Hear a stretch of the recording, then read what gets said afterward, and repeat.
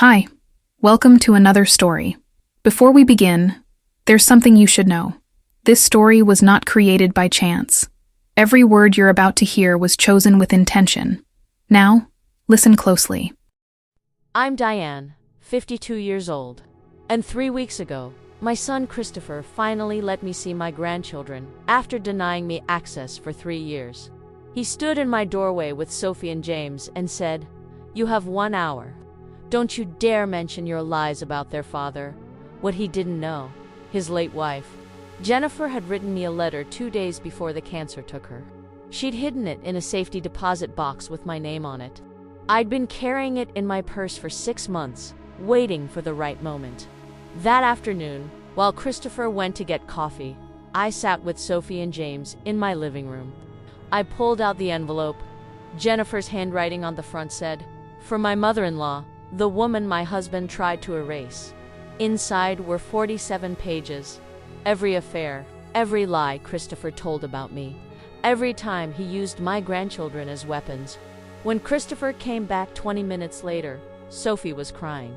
James wouldn't look at him, and I was holding the second letter, the one Jennifer wrote directly to them, for when they were ready to know the truth about their father. Before I tell you how Jennifer's words changed everything, if you've ever been cut off from someone you love by a family member's lies, drop a comment below. Where are you watching from? Now, let me take you back to where this all started. I'm telling you this story from my living room in Westport, Connecticut. The afternoon light filters through lace curtains my mother gave me 30 years ago, casting patterns on hardwood floors I refinished myself last spring. There's a picture of Sophie and James on the mantle, now the first photograph I've been able to display in 3 years without my chest caving in. Their laughing faces pressed together, and when I look at it, I can finally breathe again. My name is Diane Patricia Holloway. I'm 52 years old, though some days I feel ancient. I taught literature at Riverside High School for 18 years, Shakespeare, Brontë, Morrison, and Till. I took early retirement 3 years ago. Not because I wanted to. Because standing in front of teenagers teaching King Lear when you're living your own family tragedy felt obscene. I'd discuss Cordelia's rejection and have to excuse myself to cry in the faculty bathroom. Eventually, I stopped going back.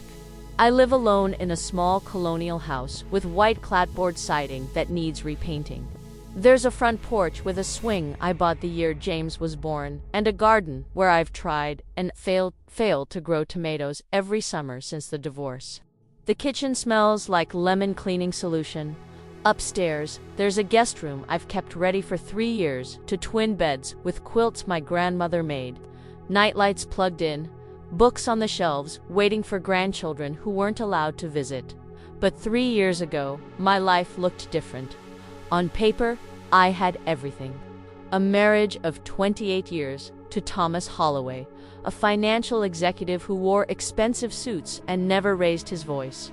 We lived in a larger house then, 5 bedrooms, with a kitchen island where I made Sunday pancakes and a backyard where we hosted 4th of July barbecues. Our son Christopher was our only child. After 3 miscarriages, we poured everything into him.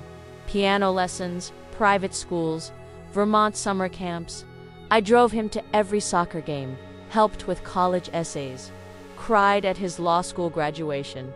Christopher grew up looking exactly like Thomas, same sharp jawline, same calculated smile, same way of tilting his head when pretending to listen.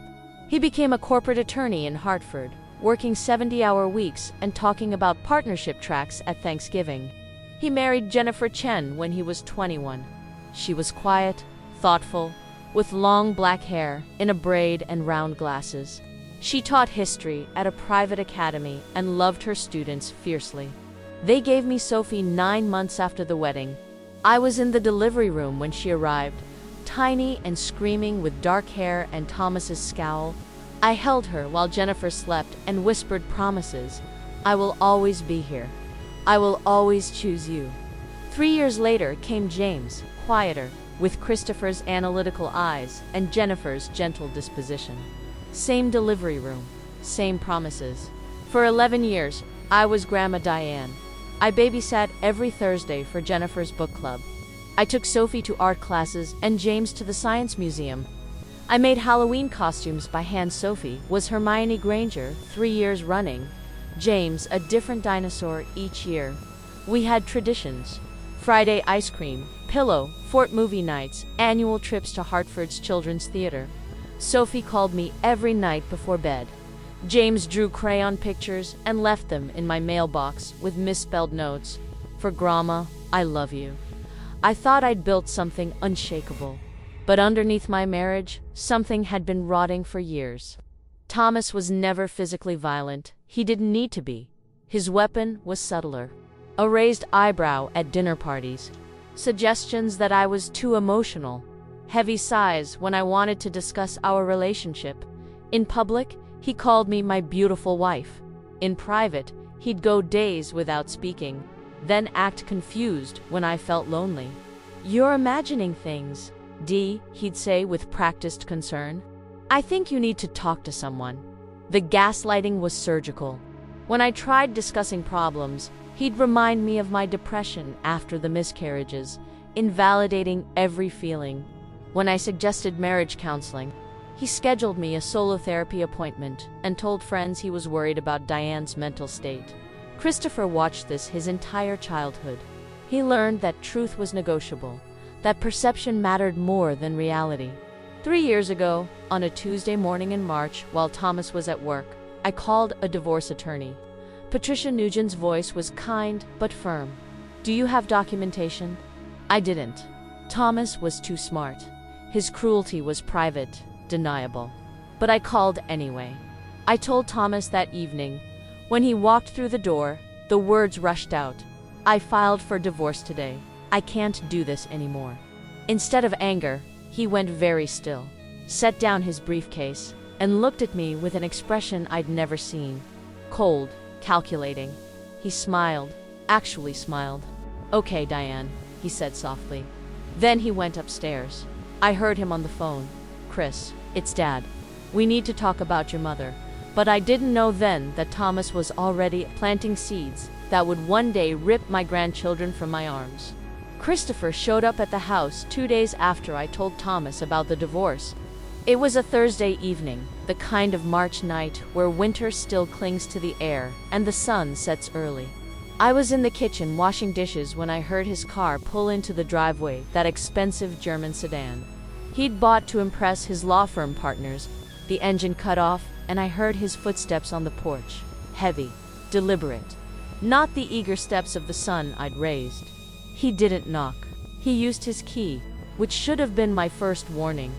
The way he walked in that night, letting the door slam behind him, wasn't the walk of someone who felt welcome. It was the walk of someone who'd come to deliver a verdict. "We need to talk," he said, standing in the doorway between the kitchen and the living room. He was still wearing his work suit, navy with thin pinstripes, his tie loosened but not removed. His jaw was tight, and he had that look the one Thomas got when he was about to explain why I was wrong about something. "Of course. Do you want coffee?" I just made a pot. It was a mother's reflex, offering comfort even when you know comfort isn't why they came. "I don't want coffee, Mom. I want to understand what you're doing." He crossed his arms, and in that posture, I saw Thomas so clearly it made my stomach turn. "Dad called me. He's devastated. After everything he's done for you, for this family, you just blindside him with divorce papers." I'd rehearsed this conversation in my head 100 times. I'd planned to be calm, rational, to explain years of emotional abuse in a way Christopher might understand. But standing there facing my son, seeing only Thomas's judgment in his eyes, the words caught in my throat. "Christopher, there's a lot you don't know about our marriage. Your father and I, we've been unhappy for a long time. Unhappy." He laughed, but there was no humor in it. "You're unhappy? Do you have any idea how selfish that sounds? You have a beautiful home, financial security, a family who loves you. But that's not enough for you, is it?" The air quotes around unhappy felt like a slap. This was my son, who'd cried in my arms when his goldfish died at age 7, who'd called me from college when he was homesick, and he was looking at me like I was a stranger who'd committed an unforgivable crime. "It's more complicated than that," I said quietly. "Your father, the way he treats me, the way he treats you. Mom, Dad, worships you. Everyone can see that. You're the one who's always been difficult, always creating drama. Do you remember when I was in high school and you accused him of having an affair? You put the whole family through hell, and it turned out to be nothing. Just you being paranoid again." I felt the blood drain from my face. That incident I'd found suspicious credit card charges. Hotel rooms, Thomas claimed, were for business trips. When I'd confronted him, he'd turned it around so skillfully that by the end, I was apologizing to him. And apparently, he'd told Christopher a version where I was the unstable one. "That's not what happened," I whispered, but my voice had no strength. "Dad said you'd deny it. He said you've been getting worse lately, more erratic. He wanted me to talk to you. See if you'd consider getting help before you do something you'll regret." Christopher's voice softened slightly, and that was somehow worse. He thought he was helping. He thought he was staging an intervention to save his mentally ill mother from herself. "I'm not erratic. I'm not ill. I'm leaving a marriage that's been hurting me for years." "Then why didn't you ever say anything? Why did you wait until now?" Christopher moved closer. "Jennifer and I have been over for dinner every week for years. You never once mentioned being unhappy. You smiled and laughed and played with the kids. If Dad was so terrible, why the performance? Because that's what you do when you're being psychologically abused." I wanted to scream. "You perform. You pretend. You survive. I need you to trust me," I said instead. "I know this is hard to understand, but I'm asking you to trust that I have reasons. Trust you." Christopher's voice went cold. "Mom, I'm worried about Sophie and James. If you're going through some kind of breakdown, I need to protect them. Jennifer and I have been talking, and we think it's best if you don't see the kids for a while. Just until you're stable again." The kitchen tilted. I gripped the counter. "What? It's temporary. Just until you get help. We can't have them around this kind of chaos. They're asking questions. Why is Grandma making Grandpa sad?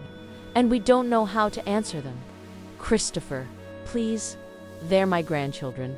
I've been there since they were born, and you can be there again once you're better. But right now, you're making choices that are hurting this family.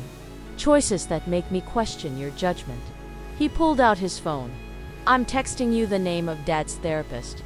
Dr. Morrison. Make an appointment, do the work, and we can revisit this. I'm not going to your father's therapist."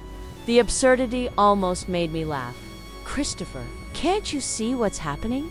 Your father is manipulating. Stop." He held up his hand. "I'm not going to stand here and let you trash Dad. This conversation is over. When you're ready to take responsibility and get help, call me. Until then, I think it's best if we have some space." He turned to leave, and I followed him to the door, panic rising. "Christopher, wait, please. Can I at least talk to Sophie and James? There's nothing to explain. They're kids. They don't need to be in the middle of adult problems." He paused at the door. "Mom, I love you. That's why I'm doing this. Get help, please." Then he was gone. I stood in my doorway, watching his taillights disappear down the street until my neighbor, Mrs. Chen, came out to walk her dog and gave me a concerned look. Only then did I realize I was crying. I called Sophie that night at 8, like always. Christopher answered, "Mom, I told you. We need space. I just want to say goodnight to her." "Please." 30 seconds? There was a long pause. Then, "She's already asleep. Don't call again." The line went dead. I tried texting Sophie. The message showed as delivered, but never read. I tried James. Same thing. By the end of the week, I realized Christopher had blocked my number. Have you ever been blamed for something you didn't do by someone you love? Let me know in the comments. On Friday, I drove to Sophie's art class. I'd been taking her for 3 years. It was our special time. I waited in the parking lot, and when she came out with her portfolio, her face lit up. "Grandma." She started running toward my car, but then Jennifer appeared, took her arm, and steered her toward their vehicle. Jennifer wouldn't look at me. Sophie kept turning back, confusion written all over her face, mouthing why. The following week, I received a letter from an attorney. Christopher was formally requesting I cease all contact with his minor children. If I attempted to reach out again, he would pursue legal action. The letter used words like harassment and unstable behavior and best interests of the children. I sat on my kitchen floor with that letter and understood what Thomas had done. He hadn't just turned my son against me. He'd shown him exactly how to weaponize love. But I didn't realize then that Christopher wasn't just angry. He'd been programmed for years to see me as the enemy. I hired Patricia Nguyen, not just for the divorce, but to fight for my grandchildren. She sat across from me in her office on a Monday morning 3 weeks after Christopher's letter arrived. Her hands folded on a yellow legal pad, and I could see the concern in her eyes even as she maintained professional composure. Grandparent visitation rights in Connecticut are complicated, she said carefully. The law presumes that parents know what's best for their children. To override that, we'd need to prove that denying you access causes demonstrable harm to Sophie and James, or that there's an existing relationship that's essential to their well-being. I've been in their lives since birth, I said, my voice cracking. I saw them multiple times a week. I'm essential, I believe you, but we need documentation. Photos, witnesses, evidence of the relationship. And we need to counter whatever narrative Christopher is building. She paused. Diane, what exactly has Thomas told Christopher about you? I explained everything, the accusations of instability, the rewritten history, the suggestion that I was having a breakdown. Patricia took notes, her pen moving quickly across the page. When I finished, she set down her pen and looked at me with something like pity. This is a scorched earth strategy. Your husband is very smart. He's not making specific accusations that you could disprove. He's creating a fog of concern. We're worried about Mom. She's not herself. We just want her to get help. It's incredibly effective because it sounds caring. So what do? We file for grandparent visitation. We document everything. And we prepare for them to fight dirty. She pulled out a form. I need you to write down every interaction you've had with Sophie and James. Every birthday, every holiday, every ordinary Tuesday. We're going to show the court that you're not some peripheral figure. You're a primary attachment. I spent 2 weeks writing, page after page of memories. The time James fell off his bike and called me before he called his parents because he knew I wouldn't be mad. The summer Sophie spent 3 weeks at my house when Jennifer had surgery. The hundreds of bedtime stories, the thousands of meals, the infinite small moments that make up a relationship. I filled a binder 3 inches thick. We filed in family court in early April. The hearing was set for June. Patricia warned me that Christopher would be represented by someone from his firm, and that they'd come prepared. She was right. The hearing took place in a windowless courtroom that smelled like old carpet and desperation. Judge Carol Hendricks presided, a woman in her 60s with silver hair and reading glasses on a chain. Christopher sat at the other table with his attorney, Marcus Brennan, a man in his 40s with shark eyes and an expensive watch. Thomas sat in the gallery behind them, wearing his most concerned father expression. Patricia presented our case first. She walked the judge through the documentation, photos of birthday parties, school events, holidays. She called me to the stand, and I testified about my relationship with my grandchildren. I tried to stay calm, factual, but when Patricia asked me to describe the last conversation I'd had with Sophie, my voice broke. She asked me when we could go to the art museum again. I told her soon. I promised her soon. I had to pause to breathe. I didn't know I was lying. Then it was Brennan's turn.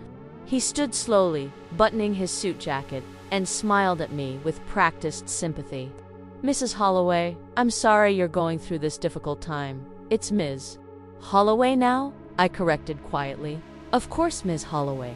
You filed for divorce from your husband of 28 years, approximately 2 months ago. Is that correct? Yes, and that was a difficult decision, I imagine. Emotional. It was necessary. but emotional. He pressed gently. "Would you say you've been under significant stress?" Patricia objected, but the judge allowed it.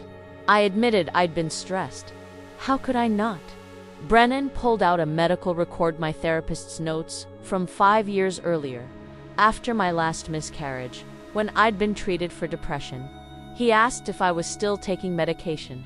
I said no, I'd stopped 3 years ago because I no longer needed it. He raised an eyebrow, as if I'd just proven his point. "Ms. Holloway, when you appeared at Sophie's school on March 15th, were you invited by your son or daughter-in-law to be there?" My stomach dropped. "No, but I'd been taking her to art class for years, so you showed up uninvited at a school where you had no authorization to pick up a child. Is that correct?" I wasn't trying to pick her up. I just wanted to see her. Did the school have to call security? That was a misunderstanding. Yes or no, Ms. Holloway? Did the school contact security? Yes. My voice was barely a whisper. Brennan presented it as evidence of concerning behavior. Then he called Christopher to the stand. My son sat in that witness box and calmly explained why he'd cut off contact. He talked about my erratic behavior during the divorce. He mentioned that I'd accused his father of affairs without evidence. He said Sophie had nightmares after I showed up at her school uninvited. He said James asked why Grandma was acting scary. None of it was true. But he said it with such conviction, such concern, that I watched the judge's expression shift. If you've ever felt the system failed you, I see you. Drop a heart in the comments. Thomas testified next. He spoke about his deep concern for my mental health. He mentioned that he'd begged me to continue therapy before filing for divorce. He said he feared I might be a danger to myself, and by extension, 2 young children who needed stability. He cried, actually produced tears while talking about how much he still loved me and wanted me to get help. I wanted to scream, but Patricia had warned me emotional outbursts would only confirm their narrative. So I sat still and silent while Thomas performed the role of heartbroken husband. The judge took 2 weeks to decide. When the ruling came, Patricia called me at home. I could hear it in her voice before she said anything.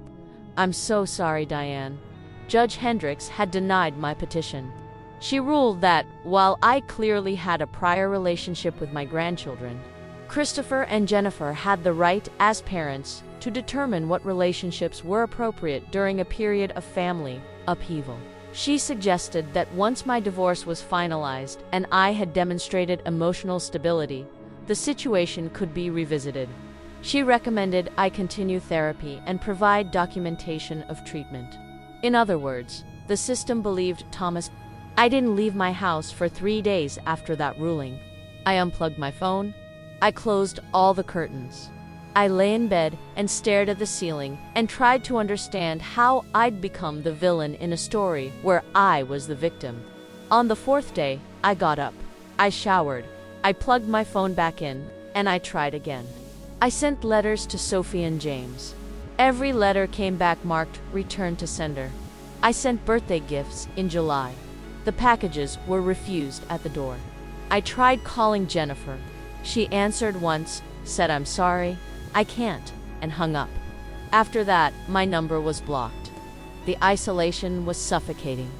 Friends from my married life had chosen Thomas's version of events. Thomas had been thorough, spreading the story of his unstable wife who'd abandoned her family. By the 1st anniversary of Christopher cutting contact, I'd lost 20 pounds. I'd stopped teaching. I barely left my house. Some days I'd stand in that guest room with the twin beds and quilts and wonder what the point was of keeping it ready when no one was coming. I was ready to give up completely. And then Jennifer called me. Jennifer's call came on a Tuesday in February, 14 months after Christopher had cut me off. I almost didn't answer. The number was unknown, and I'd learned that unknown numbers usually meant creditors or robocalls or nothing good. But something made me pick up. Maybe desperation. Maybe the universe throwing me a line when I was finally ready to drown. Diane. Her voice was thin, strained, not the gentle tone I remembered. "It's Jennifer. Please don't hang up.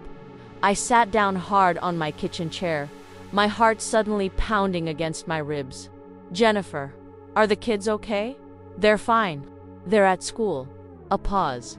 I don't have much time. Christopher thinks I'm at a doctor's appointment. I am at a doctor's appointment. But I needed to call you first. Another pause, longer this time. I'm sick, Diane. It's cancer. Pancreatic. Stage 4. The kitchen blurred. I gripped the phone so hard my knuckles went white. Oh God. Jennifer, I'm so sorry. What do you need? Can I? There's nothing anyone can do. They gave me 6 to 9 months. Maybe a year if I'm lucky. But the oncologist's eyes said don't count on it. Her voice cracked. I don't have time to waste, so I'm going to say this quickly. Christopher is lying about you. Thomas is lying about you. I've known for years, and I did nothing. I stayed quiet because I was a coward, and now I'm dying, and I need to make it right. I couldn't speak. Tears were streaming down my face, hot and fast. I need to see you, Jennifer continued. In person, today, if you can. There's a coffee shop near Hartford Hospice, Sullivan's, on Maple Street. Can you meet me there at 3? Yes, of course. Anything. Come alone. Don't tell anyone. If Christopher finds out before I'm ready, she stopped. Just, please come. She hung up, and I sat there staring at my phone, trying to process what had just happened. Jennifer was dying. Jennifer knew the truth. Jennifer wanted to see me. I looked at the clock. It was noon. 3 hours. I had 3 hours to wait before my entire world might shift on its axis. I arrived at Sullivan's at 2:45, too anxious to wait any longer. It was a small place, the kind of coffee shop where nobody looks at anybody else, where people go to be invisible. I ordered tea I wouldn't drink and sat at a corner table facing the door. At 3:02, Jennifer walked in. I barely recognized her. She'd lost at least 30 pounds from her already small frame. Her beautiful long hair was gone. I could see the shape of her skull beneath a patterned scarf. Her skin had a grayish tint, and she moved carefully, like every step cost something. But her eyes behind those round glasses were clear and determined. She sat across from me, waved off my offer to get her something to drink. For a moment, we just looked at each other. Then she reached across the table and took my hand. I'm sorry, she whispered. I'm so sorry. You have nothing to be sorry for. I have everything to be sorry for. She pulled her hand back, wrapped both hands around a water bottle she'd brought with her. I should have spoken up years ago. I should have protected you and the kids from what Christopher became. But I was afraid. Afraid of him. Afraid of losing my marriage. Afraid of admitting I'd married someone like your ex-husband. She took a shaky breath and continued. It started small. Comments Christopher would make about you. Stories that didn't match what I'd witnessed. He'd say you were dramatic, but I'd never seen you be anything but calm. He'd say you were unreliable, but you'd never once canceled on the kids. Then the divorce happened, and it was like a switch flipped. Suddenly, you were the enemy. Thomas would come over for dinner, and they'd sit in Christopher's office for hours. And when they'd come out, Christopher would have this look, cold, calculated, like he was preparing for war. What did Thomas tell him? Everything Thomas needed to turn your son against you. He showed Christopher evidence, text messages he claimed you'd sent that sounded unhinged. I asked to see them once. Christopher showed me, and even then, something felt off. The tone was wrong, the phrasing, but I didn't push. I should have pushed. She looked down at her water bottle, shame written across her gaunt face. Jennifer, you were in an impossible position. No, stop. Don't give me excuses. Her voice turned fierce, a flash of the strength she must have had before the cancer. I watched Christopher deny you access to Sophie and James. I watched him block your calls, return your letters, reject your gifts. I watched your grandchildren cry at night, asking why Grandma didn't love them anymore, and I said nothing. I let Christopher tell them you abandoned them. I stood there while he poisoned them against you. Have you ever had someone unexpected stand up for you when everyone else abandoned you? Tell me about it below. A woman at the next table glanced over at Jennifer's raised voice. Jennifer noticed, lowered her tone. I told myself I was protecting my marriage, my family, but really, I was protecting myself. It was easier to go along with Christopher's version than to admit I'd married a man who could be that cruel. When did you realize, I asked quietly, that Christopher was lying? I always knew something was wrong, but I didn't have proof until about 8 months ago. Christopher was sloppy. He left his laptop open when he went to take a shower. I saw an email chain with Thomas. They were coordinating stories, Diane, planning what to say in court, how to discredit you. Thomas wrote, "We need to make the instability narrative airtight. Find any old medical records you can." And Christopher responded, "Already pulled her therapy records from 2021. Depression diagnosis. Should be enough." My stomach turned. They orchestrated the whole thing, everything. The court testimony, the concern about your mental health. Even that incident at Sophie's school, Christopher had already told the school to call security if you showed up. He set you up. Jennifer's hands were shaking now. I took screenshots. I started documenting everything. And the more I looked, the more I found. Affairs, Diane. Christopher has been cheating on me for 3 years. Multiple women. He'd use working late as an excuse, but I tracked his location once. He was at hotels. I found credit card statements he thought he'd hidden. The revelations kept coming, each one worse than the last. Christopher had used the kids as shields, telling his affair partners he couldn't leave because he needed to protect Sophie and James from their unstable grandmother. He'd told his law partners I'd threatened him. He'd forged my signature on a document claiming I'd voluntarily given up grandparent visitation rights. Why now? I finally asked. Why, tell me all this now? Jennifer's eyes filled with tears. Because I'm dying. And I realized that if I died without speaking up, you'd never get your grandchildren back. Christopher would keep them from you forever. And Sophie and James would grow up thinking their grandmother didn't love them. I can't take that to my grave. She wiped her eyes with the back of her hand. And because I have nothing left to lose, Christopher can't hurt me anymore. Cancer's already doing that. What do you need from me? Nothing. That's the point. I need to give you something. She pulled a thumb drive from her purse, slid it across the table. Everything's on here.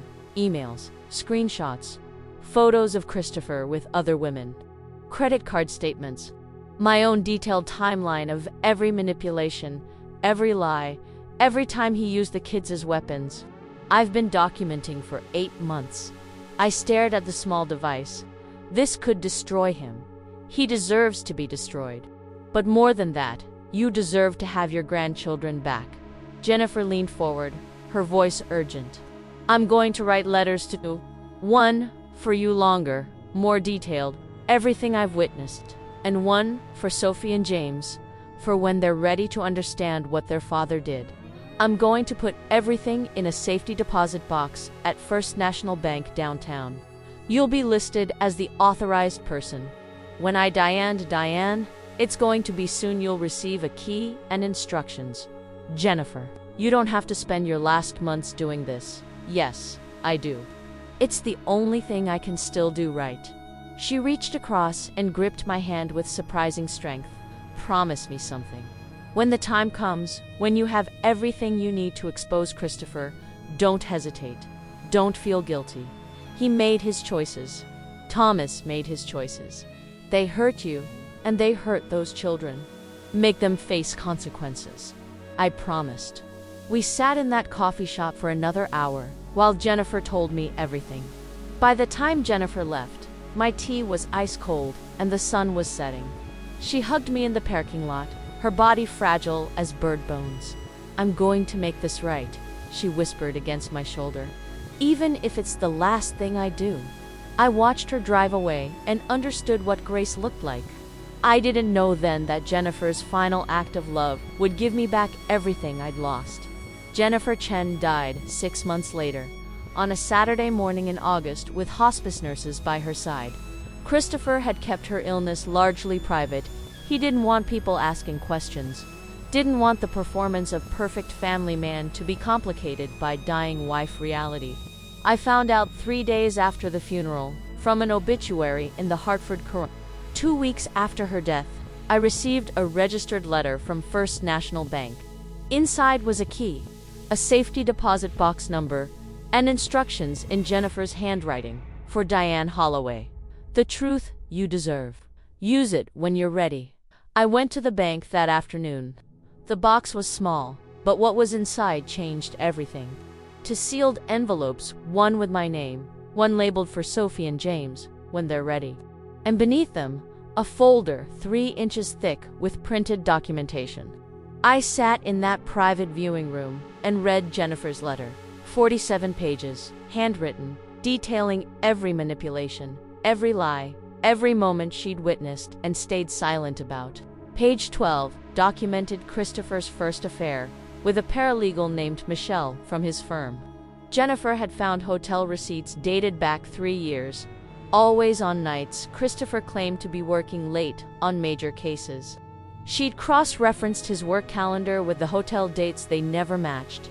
Page 19 detailed the coordination between Christopher and Thomas. Email timestamps, conversation summaries Jennifer had overheard through Christopher's office door. One particularly damning exchange from March, 3 years ago. Thomas writing, "She tried to turn Christopher against us. We need to strike first. Make her the aggressor."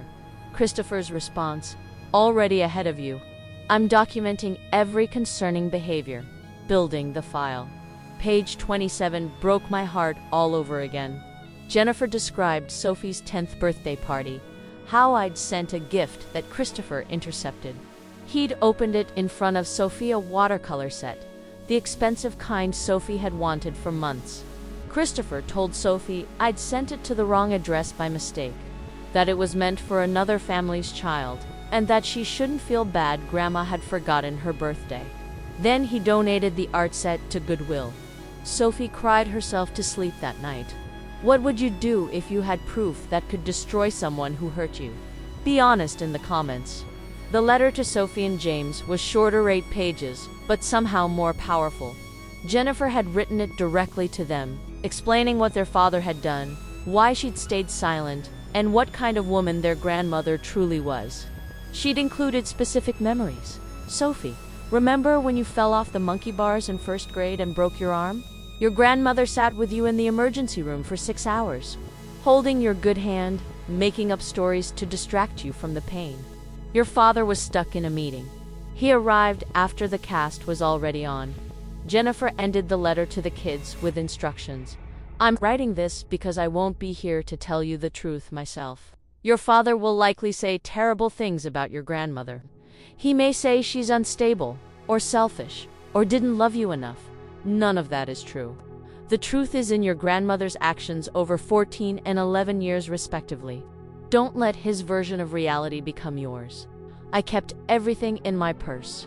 The original letters stayed in the safety deposit box, but I'd made copies, had them notarized, stored digital backups in 3 separate locations.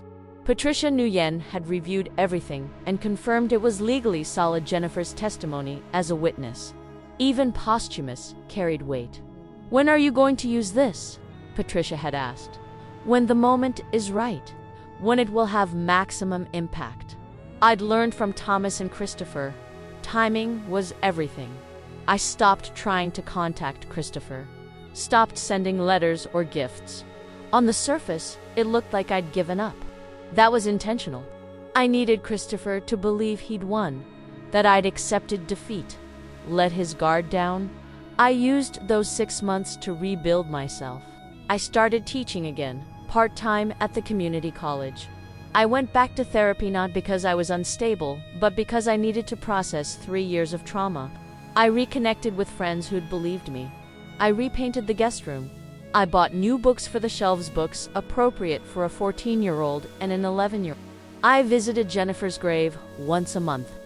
First Congregational Cemetery on Oak Street, under a maple tree. I'd sit on the grass beside her grave and talk to her, updating her on the plan, promising her I wouldn't waste the gift she'd given me. In January, on a Thursday afternoon, 3 years and 10 months after Christopher had cut me off, my phone rang. Unknown number. I answered. Mom. Christopher's voice was different, strained. It's me. I've been thinking. It's been a long time. Maybe too long. The kids, they ask about you sometimes. Sophie especially. I thought maybe you could visit. Just for an hour? This Saturday at 2. My heart was racing, but my voice stayed calm. That would be nice. Thank you. There are ground rules. No talk about the divorce. No bad-mouthing me or Dad. You get 1 hour. Understood. Understood. I pulled the envelope from my purse and whispered to Jennifer, I'm ready. I carried that envelope in my purse every single day for 6 months, waiting. And then Christopher finally called. Saturday morning arrived cold and bright. The kind of February day where sunlight glints off ice and everything looks sharp-edged and fragile. I woke at 6, even though they weren't coming until 2. Sleep had been impossible anyway. I'd spent the night alternating between rehearsing what I'd say and second-guessing the entire plan. I spent the morning preparing the house. I set out tea and coffee supplies, baked chocolate chip cookies from scratch, Sophie's favorite, unless her tastes had changed in 3 years. I arranged photo albums on the coffee table, the ones documenting Sophie and James's childhoods. Pictures of us at the beach, at the science museum, in my kitchen covered in flour from baking projects. Evidence of love, in case words weren't enough. The envelope sat in my purse on the hall table. Jennifer's 47-page letter, the letter for Sophie and James, and selected documentation. Not everything. Just enough to prove the truth, to crack open Christopher's narrative so light could get in. At 1:55, Christopher's car pulled into my driveway. Through the window, I could see him in the driver's seat, Sophie in front passenger, James in back. Nobody was moving. Christopher was talking, gesturing with one hand. Lecturing them, I realized, reminding them of the rules, the boundaries, the narrative. I met them at the front entrance. Sophie emerged first, and my breath caught. She was so tall now, nearly my height, with Jennifer's delicate features and Christopher's sharp jawline. She wore ripped jeans and an oversized sweater, her hair in a messy bun. She looked at me with guarded eyes, and I saw years of confusion and hurt buried there. James came around from the other side. He was 11 now, gangly in that pre-adolescent way, wearing glasses that made him look studious. He kept his eyes down, hands shoved in his jacket pockets. He'd learned to make himself small. Mom. Christopher's voice was carefully controlled. Thank you for having us. The formality was obscene, but I played along. Of course. Come in. It's cold out here. Sophie and James filed past me into the house. Christopher came last, and as he crossed the threshold, he leaned close and whispered, Remember what I said? 1 hour. No drama. Inside, I offered them seats in the living room. Sophie and James sat together on the couch, careful distance between them and everything else. Christopher remained standing, checking his watch. Can I get anyone anything? I asked. I made cookies. I have tea, coffee, juice, we're fine, Christopher said quickly. Then, seeing Sophie's expression, well, maybe the kids want something, cookies. Sophie's voice was small, tentative. Do you still make the chocolate chip ones? My throat tightened. Yes, same recipe. I haven't changed it. I'll have some, please. I brought out the cookies and poured drinks. The first 10 minutes were excruciating. Small talk that felt like navigating a minefield. I asked about school, and Sophie gave one-word answers while glancing at Christopher for approval. James said nothing, just ate cookies and studied his hands. I showed them the photo albums. That worked better. Pictures don't lie. Sophie studied each page carefully, her fingers tracing over images of herself at 5, 6, 7. I remember this, she whispered, pointing to a picture of us at the beach. You let me put the flag on top. Dad said it was time to go, but you told him we had to finish first. James leaned over to look. You took me to the science museum. He pointed at a picture of himself at 7, wearing a junior astronaut helmet. You bought me the helmet. I still have it. If you're feeling the tension build, hit that like button. You'll want to see what happens next. We'd been sitting together for 20 minutes when Christopher's phone buzzed. He pulled it out, frowned at the screen. I need to take this work thing. I'll be right back. He looked at Sophie and James. Stay here. I'll just be outside. He stepped onto the front porch, closing the door behind him but staying visible through the window.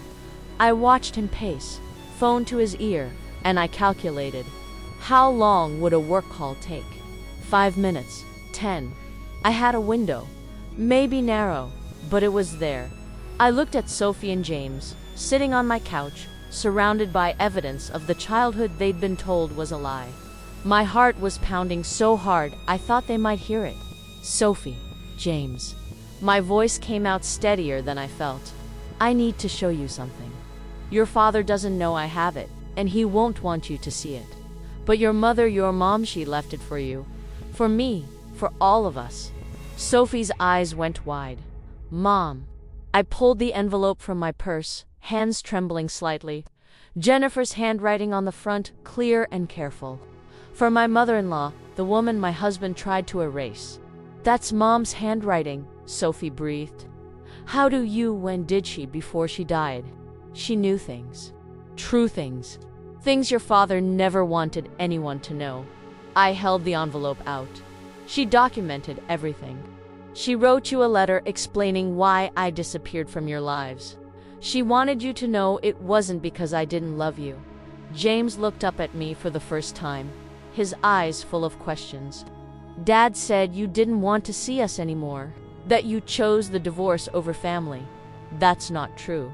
I fought for 2 years to see you. I went to court. I sent letters, gifts, showed up everywhere I thought you might be. Your father sent everything back. He told you I'd abandoned you while I was outside trying to break down the walls he'd built. Through the window, I could see Christopher still on his phone. 5 minutes had passed. Sophie opened the envelope with shaking hands. The letter was on top, 47 pages of Jennifer's careful script. Sophie read the first page, and I watched her face transform confusion to shock to something like grief.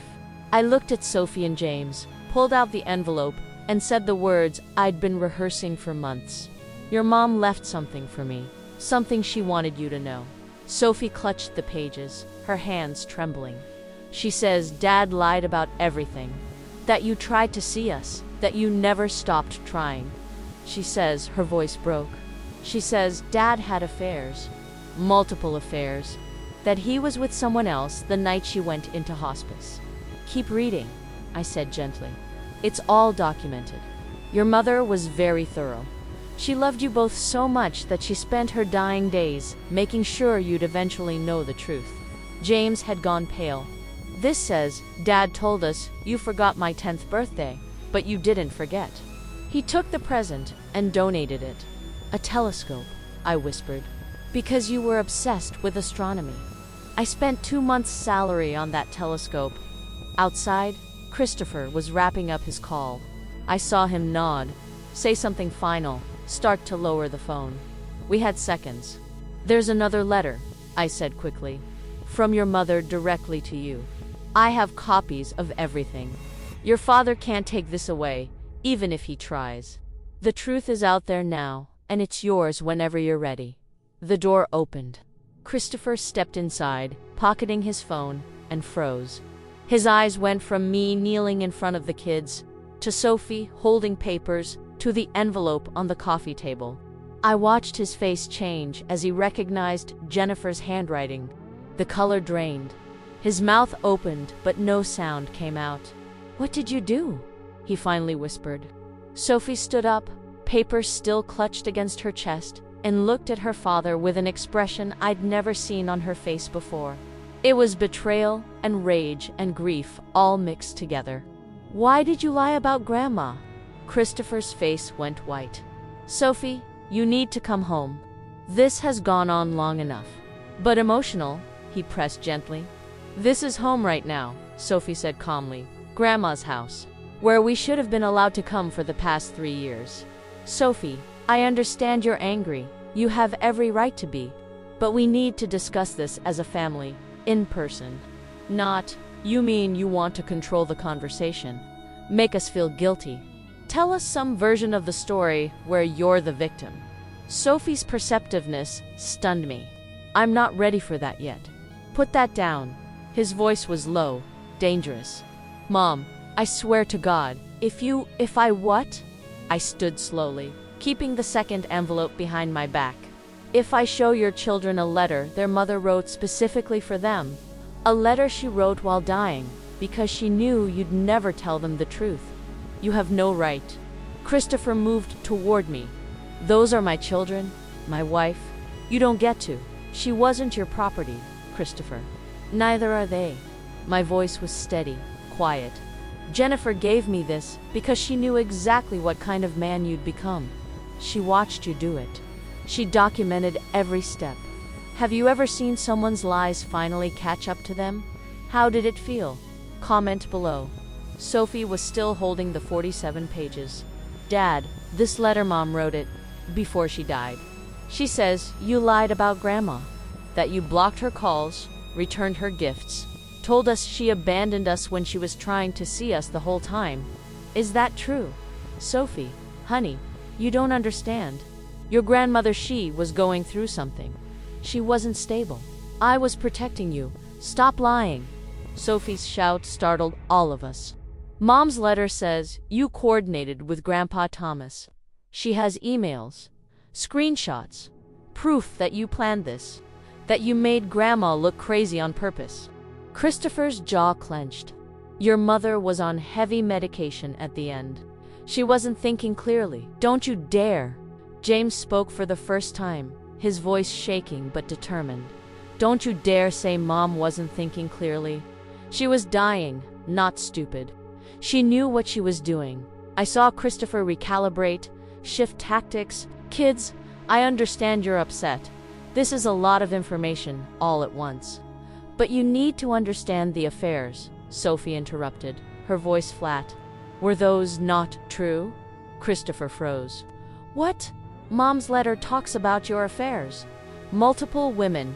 She has credit card statements, hotel receipts, text messages where you called her your dying wife and talked about being free when she was gone. Were those not true?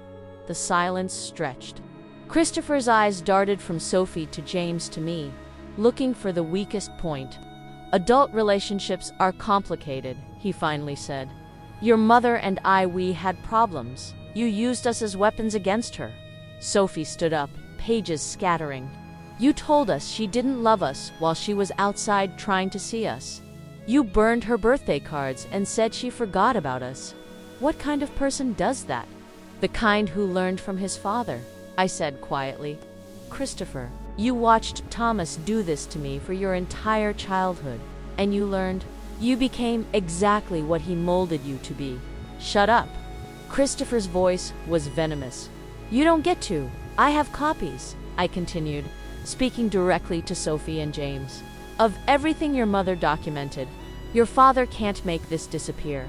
Christopher lunged toward me, hand outstretched for the envelope, but Sophie stepped between us. Don't touch her. He stopped, staring at his daughter like he didn't recognize her. Sophie, move. No. She stood her ground, 14 years old and fierce.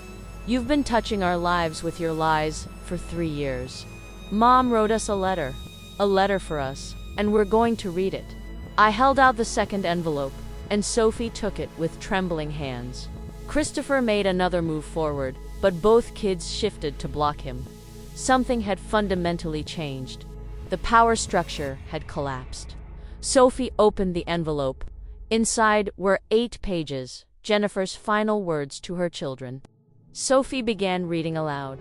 My darling Sophie and James, if you're reading this, I'm gone, and your grandmother has given you what I couldn't give you while alive, the truth. Christopher sank into the armchair, head in his hands. He wasn't trying to stop her anymore. He knew it was too late. Sophie continued, her voice breaking on some words but pushing through. Jennifer's letter detailed everything: the manipulation, the affairs, the use of the children as weapons. When Sophie reached the final page, tears were streaming down her face, but her voice stayed strong. Be brave, my babies. Be kind, be honest, and love your grandmother the way she's always loved you.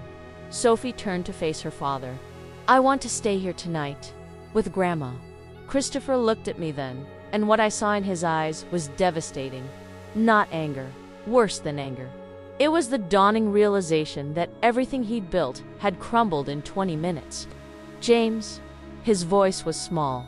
James wouldn't look at him, just shook his head and moved closer to his sister.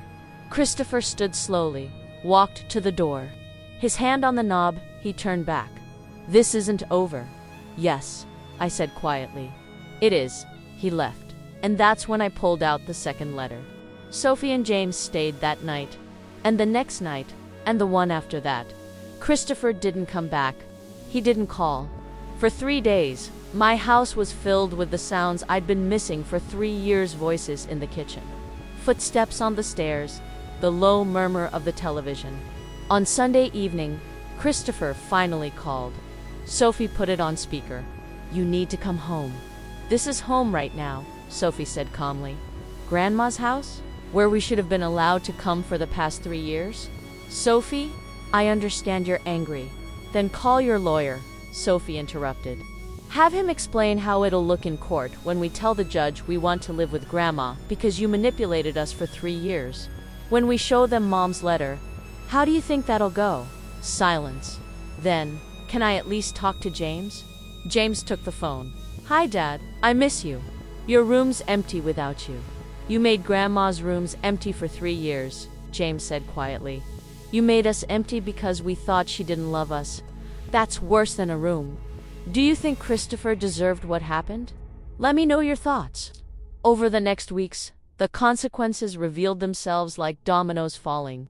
Christopher tried various approaches: pleading calls, apologetic texts, attempts to show up at my house that ended with Sophie and James refusing to see him. Patricia Nguyen sent Christopher's lawyer copies of Jennifer's documentation with a letter explaining that Sophie and James were staying with me of their own volition. She ended with, if your client wishes to pursue this, we welcome the opportunity to present Mrs. Chen's posthumous testimony in open court. Christopher didn't pursue it. Thomas distanced himself immediately. When word spread that Christopher had been exposed by his dead wife's letter, Thomas called once. Sophie overheard from upstairs. Christopher's voice carried, Dad, I need your help. The kids won't come home. And Thomas, cold as winter, you were sloppy. You let a dying woman outmaneuver you. That's on you. Don't call me again until you've fixed this. The rejection crushed Christopher more than anything else. Christopher's law firm partnership was quietly delayed. One of his affair partners had made sure people knew she'd been manipulated. The firm didn't want the liability. Jennifer's family cut him off completely. Jennifer's mother, Helen, came by, read the letters, and looked at me with red-rimmed eyes. I failed my daughter, but you fought. Those children are our grandchildren, too. If you need anything at all, please ask. The custody arrangement was formalized in March. Sophie and James would live with me primarily, with Christopher having supervised visitation initially. The irony wasn't lost on anyone. The man who'd once demanded supervision of my visits now required supervision himself. I saw Christopher once at the grocery store. He looked terrible: weight loss, rumpled clothes, dark circles. He saw us and froze. Sophie, you look good. I am healthy. Grandma makes actual meals, not just takeout. That's good. Christopher looked at me, and what I saw was complete devastation. Mom, I don't, I said gently. Whatever you're about to say, we're not ready to hear it. Maybe someday, not today. That night, Sophie asked, do you think Dad can change? I thought carefully. I think people can change if they want to badly enough. But wanting to change because you got caught isn't the same as wanting to change because you understand you caused harm. Your father would need to reckon with 20 years of learned behavior. That's a long road. Do you think he'll walk it? I don't know, honey. I hope so, for his sake, and for yours. But we're going to live our lives either way. 6 months after that Saturday when Jennifer's words changed everything, I'm sitting at my kitchen table watching Sophie help James with algebra. Sophie is 15 now, started an art therapy program at school. James is 12, joined the astronomy club, has a telescope set up in the backyard. The custody was finalized. Christopher comes every other Sunday, and the exchanges are still awkward. The kids go with him, but not overnight yet. Maybe they will be eventually. Maybe they won't. If this story moved you, please subscribe. Your support means everything. And remember, the truth always finds a way. My teaching career has been resurrected. I'm back at Riverside High part-time. Students come to me with their own stories of custody battles and manipulation. I can't fix their situations, but I can listen. I can tell them survival is possible. That night, after Sophie and James went to bed, I sat on the front porch and looked at the stars. I thought about Jennifer, spending her dying days ensuring the truth would survive her.